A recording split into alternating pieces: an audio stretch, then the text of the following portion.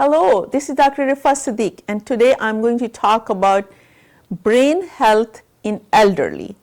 As we did talk about physical health in elderly, so today I'm going to tell you how we can keep our brain young when we grow older.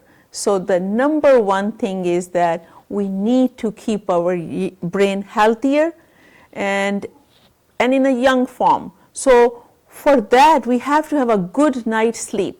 That will produce a lot of dopamine, and dopamine is known as a happy hormone. Is going to help us in having our attention span, our memory. Is one of the most important hormone which can help us in memory. So we will not have all these dementia and Alzheimer's. So have a proper good night's sleep, 8 hours a day.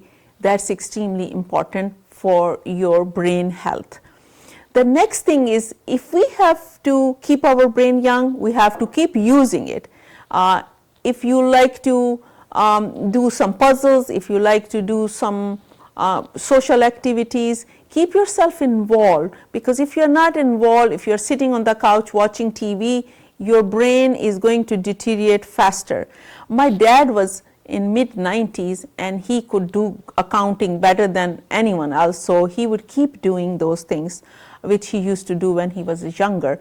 So if you're an accountant, keep doing some accounting. If you're a teacher, keep teaching people, or means having, involve yourself in any volunteer work. Go to hospitals, go to nursing homes, spend time over there.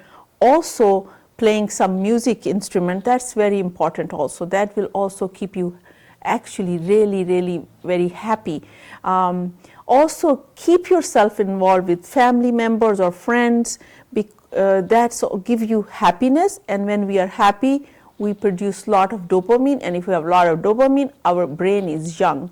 So I hope these tips are helpful for you, and keep yourself young. Thank you.